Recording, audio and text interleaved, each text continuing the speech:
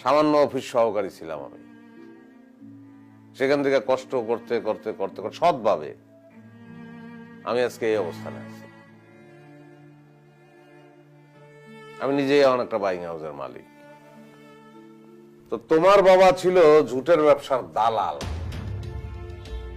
দালাল, এবং এই দালাল আমার কাছে আসতো ঝুটের মাল বেচতে।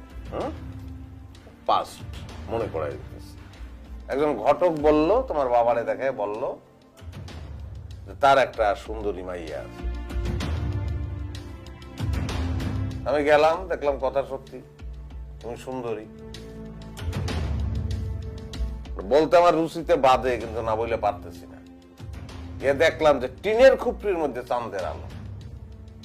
তো সেই চাঁদের আলো আমি ফ্ল্যাটে এনে তুললাম, সঙ্গে তার বাপ মা।